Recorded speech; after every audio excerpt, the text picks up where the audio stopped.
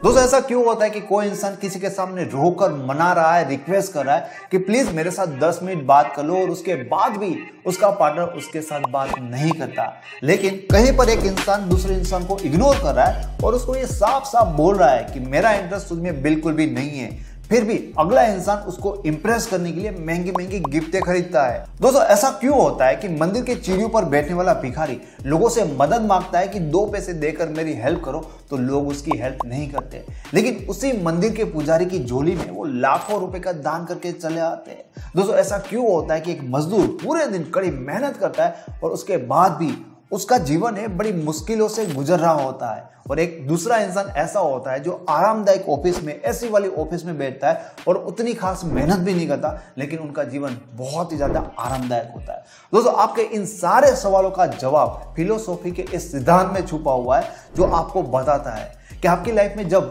आपको किसी भी चीज की बहुत ही ज्यादा जरूरत होगी, तब वो चीज आपको मिलेगी ही नहीं। आप किसी के प्यार के लिए तड़प रहे हो या आपकी लाइफ में पैसों की बहुत ज्यादा जरूरत है, तब वो आपको नहीं मिल सकता। लेकिन जब आपकी लाइफ में उन चीजों की जरूरत आपको रियल में नहीं होगी, या उन चीजों को पाने के लिए जब आप सबसे ज्यादा लायक बन जाओगे, तब वो सारी चीजें बिना कुछ किए आपके पास ऐसे ही आ जाएगी। आप किसी का प्रेम पाना चाहते हो, आप अपने जीवन में धन पाना चाहते हो या सम्मान पाना चाहते हो, तो उसके पीछे मत भागो। पीछे भागने से सिर्फ आपको निराशा मिलेगी। आप सिर्फ उनके लायक बनो और उसके बाद सारी चीजें अपने आप मिलेगी। इस दुनिया का हर वो इंसान जो इस सिद्धांत को समझता है, वो कुछ भी पाने के लिए किसी भी चीज के पीछे नहीं भागता, वो सिर्फ अपने आप को उस चीज को पाने के लायक बना लेता है। आप अपने आप को कैसे लायक बनाओगे, बात करेंगे इस वीडियो में।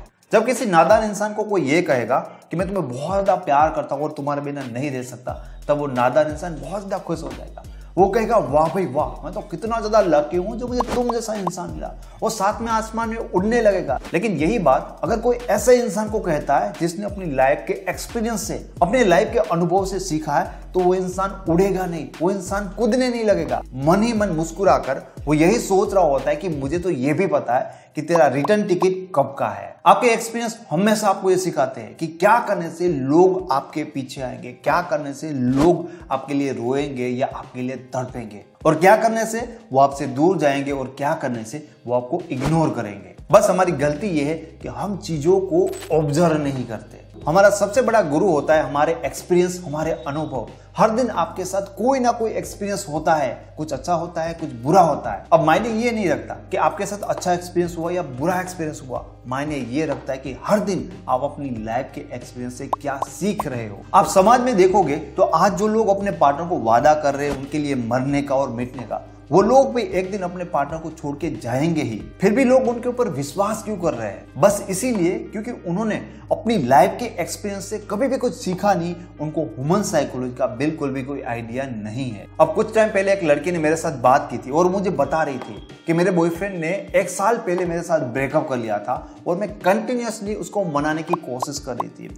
उसने ब्रेकअप किया, तब से लेकर 1 साल तक मैंने इतनी मेहनत की, फिर भी मेरा बॉयफ्रेंड नहीं मान रहा है, वो वापस आना ही नहीं चाहता था। तो उस लड़की ने बताया कि बहुत मेहनत करने के बाद फिर मैं हार गई, मेरी उम्मीद खत्म होने लगी, तो फिर मैंने उन चीजों को छोड़ दिया, उसके बारे में सोचना बंद कर दिया। अब मैं अपने में मस्त रहती, अपने लाइफ में फोकस करती, अपना काम, अपने जो शौक है उन्हीं चीजों में ज्यादातर मैं बिजी रहती। लेकिन मैंने जैसे उसके बारे में सोचना बंद किया और 2-3 महीने होगे, धीरे धीरे जो मेरा एक्स बॉयफ्रेंड था वो मेरे दोस्तों को कांटेक्ट करने लगा और मेरे बारे में पूछने लगा। और जैसे ही उसको मेरे दोस्तों से ये पता चलने लगा कि भाई अब मैं ना अपनी लाइफ में नॉर्मल हूँ, मैं उसके लिए कोई रोती नहीं हूँ, मैं अपनी लाइफ में मूव ऑन कर गई हूँ, उसके बाद ये जानने के बाद ही मेरा एक्स बॉयफ्रेंड मुझे ज्यादा ऑब्जर्व करने लगा सोशल मीडिया पे एंड हर जगह पर लोगों को पूछने लगा। और जैसे जैसे उसको ये पता चलने लगा ना कि भाई मैं रियल में मूव ऑन हो गई हूँ, तब से वो इंसान मेरे में इंटरेस्ट ज्यादा दिखाने लगा है। वो मेरे साथ बात करने लगा है, मुझे सॉरी बोलने लगा है, और वो सामने से ये बोल रहा है कि वो वापस आना चाहता है। वो लड़के मुझसे ये समझना चाहते थे कि ये पॉसिबल कैसे हुआ और उसको इस सिचुएशन में क्या डिसीजन लेना चाहिए। क्योंकि यार किसी इंसान के लिए आप 1 साल मेहनत करते हो, फिर भी वो वापस नहीं आता, और आप किसी इंसान के बारे में सोचना छोड़ देते हो और 3 महीने में वो इंसान सामने से आता है। दोस्तों लाइफ की यही मिस्ट्री है जो ज्यादातर लोग नहीं समझ पाते, कि जब कुछ चीजें हम पाने के लिए बहुत ज्यादा मेहनत करते हैं, हद से ज्यादा मेहनत कर लेते हैं, फिर भी वो चीज हमें नहीं मिलती। लेकिन कई बार वही चीज हमें ऐसे ही मिल जाती है जब शायद हम उसके बारे में सोचना भी छोड़ चुके होते हैं। पता है ऐसा क्यों होता है? क्योंकि तब असल में हम उस चीज को पाने के लायक बन जाते हैं। इसलिए इस वीडियो का पूरा थीम ही है कि आपको किसी का प्यार पाने के लिए कुछ भी करने की जरूरत नहीं है, सिर्फ अपने आप को लायक बनाने की जरूरत है। और ये बात मैं आपको एक छोटी सी कहानी सुनाकर समझाना चाहूंगा। एक गांव में एक बहुत ही धनी इंसान रहता था। वैसे वो शरीर से भी बहुत ज्यादा मजबूत था। वैसे तो वो इंसान काफी ज्यादा धार्मिक था, लेकिन साथ साथ में वो बहुत ज्यादा जिद्दी और गुस्से वाला इंसान था। उस इंसान ने अपने पूरे जीवन में बहुत ज्यादा धन कमाया, लेकिन इतना ज्यादा धन कमाने के बाद भी उसके जीवन में कोई सुकून नहीं था, उसके दिमाग में कोई शांति नहीं थी। तो उसने सोचा क्यों ना भगवान को पाया जाए, शायद भगवान को पाने के बाद उसके मन को शांति मिलेगी। तो उसके पास जो कुछ भी था, बहुत ज्यादा धन था या अपना घर था, अपना परिवार था, उसने सब कुछ लोगों में बांट दिया, सब कुछ छोड़ दिया और वो जंगल की तरफ चल पड़ा तब करके भगवान को पाने के लिए। तो उस इंसान को ऐसा लगता था कि मैं तो बहुत ही आसानी से, बहुत ही इजीली भगवान को पा लूंगा, भगवान को मुझे दर्शन देना ही पड़ेगा, क्योंकि मैंने भगवान को पाने के लिए, भगवान के लिए इतना सारा धन जो मैंने बहुत मुश्किल से कमाया था उसको मैं छोड़ रहा हूँ। मैं अपने घर को, अपने परिवार को, सारी चीजों को मैं छोड़ रहा हूँ और मैं कड़ा तब भी करूंगा तो भगवान तो मुझे ऐसे आसानी से दर्शन दे ही देंगे। तो वो इंसान जंगल में रहकर सालों के साल ऐसे ही तप करने लगा। लेकिन जब टाइम बीतता गया, सालों के साल बीतने लगे, तब इंसान धीरे धीरे सोचने लगा कि भाई इतना ज्यादा टाइम हो गया है और मैं बहुत टाइम से भगवान का ध्यान लगाकर बैठा हूँ, तप कर रहा हूँ, फिर भी भगवान मुझे दर्शन क्यों नहीं दे रहे। अब उस इंसान को धीरे धीरे अफसोस होने लगा कि यार मैंने भगवान को पाने के चक्कर में मैंने जो बहुत मुश्किल से धन कमाया था, अपना पूरा परिवार, अपना सारा सब कुछ छोड़ दिया और ये सब कुछ छोड़ने के बाद भी मुझे भगवान तो नहीं मिले।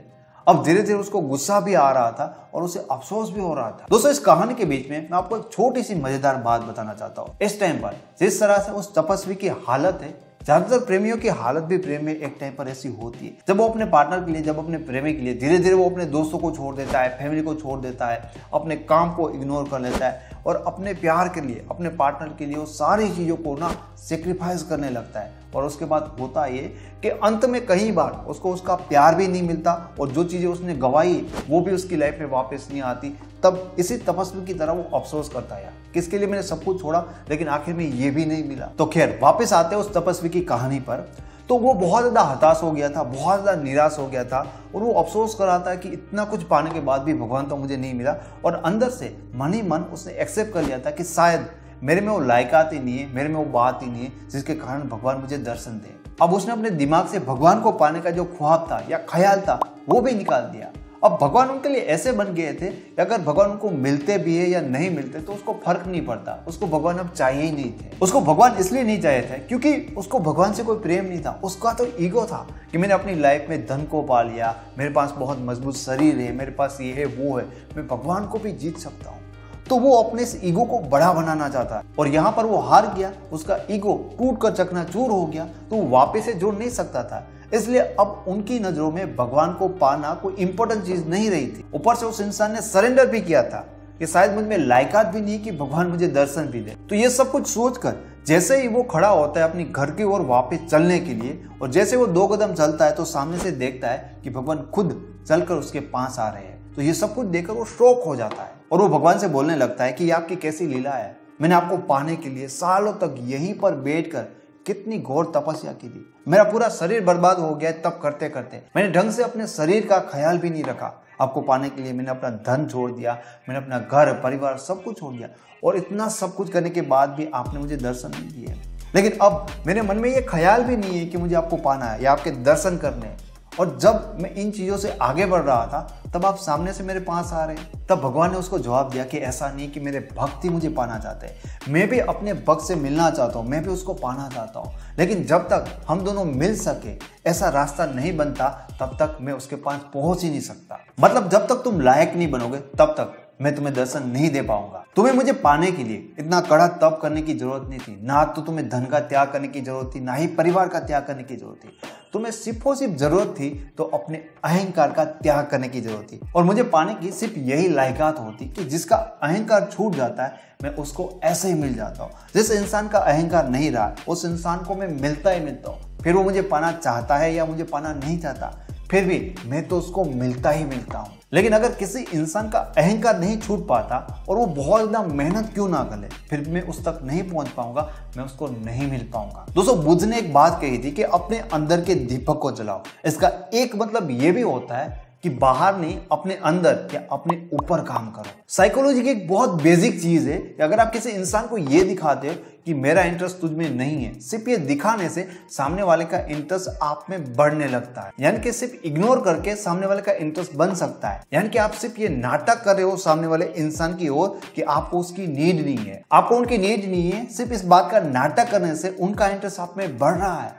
तो अब सिर्फ सोचिए कि जब आप इमोशनली इतना ज्यादा स्ट्रोंग हो जाओ कि रियल में आपको खुश रहने के लिए किसी भी इंसान की नीड नहीं रहती, तब उस इंसान का आकर्षण या किसी भी इंसान का आकर्षण आप में कितना बढ़ सकता है। जब किसी के होने ना होने से आपको फर्क पड़ना बंद हो जाएगा, तो सोचिए कितनी जल्दी आप लोगों को अपनी ओर अट्रैक्ट कर पाएंगे। जब आपके जीवन में ऐसी स्थिति आती है जहां पर आपको किसी की भी नीड नहीं होती, आपको कोई नहीं चाहिए होता, तब असल में आप लायक बन जाते हो हर किसी इंसान को पाने के लिए। फिर आप कुछ भी नहीं करोगे ना, तो फिर भी लोग आपकी लाइफ में आएंगे। हम सब ये जानते हैं कि बिना धन के किसी को मान सम्मान नहीं मिलता। और पहले के जमाने में जो साधु संत थे वो एकदम निर्धन होते थे, और भिखारी भी आज भी निर्धन ही होते हैं। उस जमाने में लोग निर्धन होने के बाद भी साधु संतों की बहुत ज्यादा रिस्पेक्ट करते थे, उनकी सेवा करते थे। उस जमाने के राजा महाराजा खुद उनको मिलने के लिए उनके आश्रम जाते थे। लेकिन उस जमाने में भी लोग भिखारियों की कोई रिस्पेक्ट नहीं करते थे। वैसे देखा जाए तो दोनों ही निर्धन ही तो है।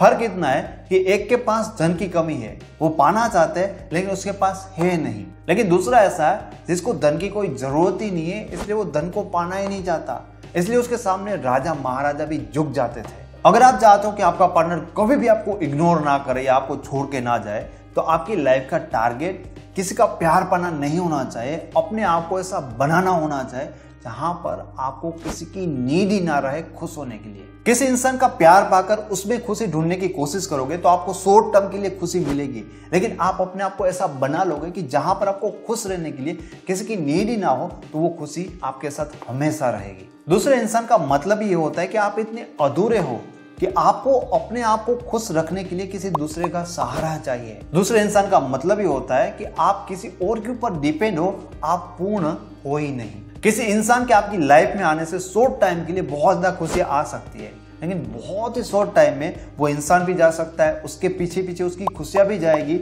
और वो इंसान और वो खुशियां ही आपके जीवन का सबसे बड़ा दुख का कारण भी बनता जाएगा। लेकिन जब आप अपने आप को इतना मजबूत बना लेते हो कि आपको खुश रहने के लिए किसी की जरूरत नहीं पड़ती, तब आप हमेशा के लिए अपनी लाइफ में खुश तो हो जाते हो, लेकिन लोग भी आपके ओर अट्रैक्ट होंगे, लोग सामने से आपको प्यार भी करेंगे। क्यों? क्योंकि आप दिखा रहे हो कि आप डिपेंड नहीं हो, आप दिखा रहे हो कि आपकी कोई नीड ही नहीं है, आपको जरूरत ही नहीं है लोगों के प्यार की। इस जमाने में अगर कोई इंसान ये कह दे कि मुझे ये चीज चाहिए ही नहीं, तो लोग जबरदस्ती उसको वो चीज देकर ही मानेंगे। अगर कोई इंसान ये वादा कर दे, ये दावा कर दे कि मुझे तेरा प्यार चाहिए नहीं, फिर वो इंसान आपको प्यार देने के लिए पीछे पड़ जाएगा। वो इंसान आपके साथ जबरदस्ती करेगा, लेकिन वो आपको देने की पूरी कोशिश करेगा। जैसे कि अगर कोई इंसान आपको इग्नोर कर रहा है, तो इग्नोर करके आपको यही तो बता रहा है कि भाई मुझे तेरा प्यार नहीं चाहिए, तो अपना प्यार अपने पास रख। फिर भी आप उस इंसान के पीछे भागते हो ना, तो आप क्यों भागते हो? आप चाहते क्या हो? आप उनको अपना प्यार ही तो देना चाहते हो। आप कोई चाकू लेकर तो उनके पीछे नहीं भाग रहे हो। आजकल के टाइम पर मैंने ऐसे कई संत देखे, आपने भी देखे होंगे, कि जब उनके भक्त उनको मिलने के लिए आते ना, तो उनके लिए महंगी महंगी गिफ्ट खरीद के लाते, सोने चांदी की बड़ी बड़ी वस्तुएं उनके लिए लेकर आते। अब वो संत उनको कह रहे होते कि भाई मुझे इन चीजों का कोई मतलब नहीं, मुझे ये चीजें चाहिए नहीं, लेकिन जो उनके भक्त होते हैं ना, वो कहते हैं कि नहीं महाराज, आपको मेरी तरफ से ये चीजें तो स्वीकार करनी पड़ेंगी, जबरदस्ती देकर जाते हैं। वो संत वहां पर बेचारा मना कर रहा है कि मुझे ये नहीं चाहिए, तो वो जबरदस्ती उस संत को वो चीज देकर ही आएगा। लेकिन उसे संत के आश्रम के बाहर कोई भिखारी बैठा है, और वो भिखारी अगर उस इंसान से कुछ मांग ले, तो उस भिखारी की मजाल है कि उससे वो एक पैसा भी निकाल पाए। दोस्तों, इस साइकोलॉजी को समझने की जरूरत है। जब आप लोगों को ये दिखाओगे कि मुझे इस चीज की जरूरत ही नहीं है, तब लोगों को यही दिखता है, लोगों को यही लगता है कि इस चीज के लायक यही इंसान है। तो लोग सारी चीजें ना उस इंसान को नहीं देते जिसको उसकी सबसे ज्यादा जरूरत है। लोग वो सारी चीजें उस इंसान को देते जिस चीज के वो लायक इंसान उसको मिल जाए। वो प्रेम हो सकता है, वो धन हो सकता है, वो सम्मान हो सकता है। जब आप लोगों को मना करोगे ना कि नहीं चाहिए महाराज, तब जबरदस्ती लोग वो सारी चीजें आपकी झोली में डालकर जाएंगे। मैंने अपने वीडियो में ये बात कई बार बोले कि हर कोई इंसान अपना प्यार किसी को देना चाहता है, लेकिन उसको नहीं मिल रहा है तो अपना प्यार देने लायक कोई इंसान नहीं मिल रहा है। इसलिए बस लायक बनो। याद रखना, आजादी ही सबसे बड़ा आकर्षण है, क्योंकि जो रियल में आजाद होगा वही रियल में खुश होगा, और जो खुश होगा वो आकर्षक ही होगा। अगर आप किसी का प्रेम पाना चाहते हो और उसका प्रेम आपको नहीं मिल रहा है तो आप दुखी हो, तो इसका मतलब आप आकर्षक नहीं हो, और जब तक आप आकर्षक नहीं हो तब तक आपको उनका प्रेम भी नहीं मिल सकता। लेकिन अगर आपको किसी का प्रेम चाहिए ही नहीं तो आप आजाद हो। तो आप आजाद हो इसलिए आकर्षक हो, और आकर्षक को हर कोई प्रेम करेगा। एक इंसान अपने पूरे जीवन में सबसे ज्यादा आकर्षक किस एज में दिखता है आपको पता है? वो होता है उसके बचपन में। एक छोटा सा बच्चा, ना जिसके पास कोई नॉलेज है ना कोई पैसा है, अगर वो अच्छा दिखता भी नहीं है ना तो भी वो बच्चा ज्यादा आकर्षक हो सकता है। छोटे बच्चे के सामने एक बहुत ज्यादा यंग और खूबसूरत इंसान भी इतना आकर्षक नहीं हो सकता। आपने भी कई बार एक्सपीरियंस किया होगा कि कोई छोटा सा बच्चा अपने माँ के साथ बाहर जा रहा है तो आप भी उनके साथ थोड़ी ज्यादा मस्ती कर लेते हो, वो आपको इतना आकर्षक लगता है। छोटा बच्चा इसलिए आकर्षक नहीं लगता क्योंकि वो दिखने में बहुत ज्यादा क्यूट होता है। बच्चे में एक बहुत ही ज्यादा गजब की क्वालिटी होती है कि वो अपनी हैप्पीनेस के लिए, वो अपनी खुशी के लिए एकदम इंडिपेंडेंट होता है, वो बिल्कुल भी डिपेंड नहीं होता। इंसान अपनी खुशियों के लिए, अपनी हैप्पीनेस के लिए बचपन में जितना ज्यादा इंडिपेंडेंट होता है ना, अपनी किसी भी एज में उतना ज्यादा वो इंडिपेंडेंट नहीं होता। और इसीलिए तो बचपन जाने के बाद लोग बचपन के लिए अफसोस करते कि रोते हैं कि बचपन चला गया। बच्चों को खुश रहने के लिए किसी की भी नीड नहीं होती, उनको इवन माँ बाप की भी नीड खुश रहने के लिए नहीं होती, सुरक्षा के लिए उनको माँ बाप की नीड होती है। इसलिए आप देखना, जब छोटा बच्चा खेल रहा होता है ना तो उसे माँ बाप का ख्याल भी नहीं होता, वो अपनी दुनिया में मस्त होता है, खो जाता है। एक यंग इंसान 1 घंटा भी बिना किसी इंसान के या बिना फोन के नहीं रह पाएगा, उसको किसी ना किसी की नीड पड़ेगी, वो डिपेंड हो जाएगी।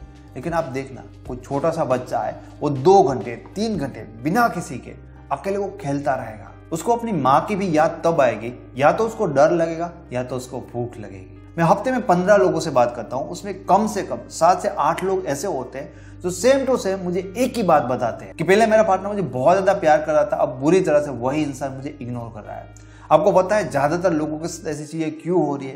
क्योंकि रिलेशनशिप में धीरे धीरे वो खुश रहने के लिए भी अपने पार्टनर के ऊपर पूरी तरह से डिपेंड हो जाता है। अब उनका अपने पार्टनर के बिना कुछ भी नहीं चल सकता, उसका पार्टनर उसको चाहिए ही चाहिए। रिलेशनशिप में जो इंसान अपने पार्टनर के ऊपर डिपेंड नहीं होता, उसके पार्टनर का उसमें इंटरेस्ट कम हो जाए, ये पॉसिबल ही नहीं है। भगवान बुद्ध ने मरने से पहले अपने आखिरी संदेश में सिर्फ ये 3 वर्ड बोले थे, अपो दीपो भव। मतलब किसी भी चीज में अगर दूसरों के सहारे रहोगे तो सिर्फ अंत में आप निराश ही होगे। अपने जीवन में प्रकाश फैलाने के लिए प्रकाश आप खुद स्वयं बनो।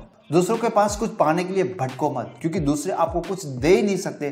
जो भी मिलेगा वो आपको अपने खुद के पास ही मिलेगा। बात मोक्ष की हो या किसी का प्रेम पाने की तो वो दूसरा नहीं दे सकता। वो सारी चीजें अंत में आपको सिर्फ आप दे सकते हो। बुद्ध ने ये बात कोई हवाबाजी में नहीं बोली थी। बुद्ध ने हर एक उस गुरु का द्वार खटखटाया था तो ये कहता था कि वो उसको मोक्ष दिला सकता है। और इन सब के द्वार पे भटकने के बाद भी बुद्ध को जब कुछ नहीं मिला तब उसने अपने खुद के प्रयत्नों से ही निर्वाण पाया था। बुद्ध ने यह कहा था कि मोक्ष के लिए, निर्वाण के लिए दूसरों के पास मत भटकना। मैं भी आपको ये कह रहा हूँ कि अपनी लाइफ की खुशी के लिए दूसरों के प्यार की उम्मीद मत रखना, क्योंकि दूसरे के प्यार में आपको खुशी कभी भी मिल ही नहीं सकती। वो खुशी सिर्फ और सिर्फ आपको मिल सकती है तो सिर्फ और सिर्फ आपके अंदर से मिल सकती है, अपने आप से मिल सकती है। जब आपको अपने आप में ही खुशी महसूस होने लगेगी ना तो लोगों का प्यार तो आपको ऐसे ही मिलने लगेगा बिना मांगे। आपको खुशी मिलेगी कैसी? सिर्फ और सिर्फ एक ही चीज है, अपने काम में खो जाओ, अपने करियर से प्यार कर दो, आप आजाद हो जाओगे अपनी इमोशनल नीड से। बात सिर्फ इतनी है कि इस दुनिया में जो कुछ भी आप पाना चाहते हो सिर्फ उसके लायक बनने की कोशिश करो। उसको पाने के लिए उसके पीछे भागना बंद करो। दोस्तों, अब तक मैंने रिलेशनशिप के ऊपर और ह्यूमन साइकोलॉजी के ऊपर 4 ई बुक लिखी है। ह्यूमन साइकोलॉजी का रिलेशनशिप में कैसा यूज होता है, इसको सही से जानने के लिए या सीखने के लिए आप उस ई बुक को जरूर से डाउनलोड करके पढ़ सकते हो। उन सारी ई बुक के लिंक आपको इस वीडियो के डिस्क्रिप्शन बॉक्स से मिल जाएंगे। Thank you so much.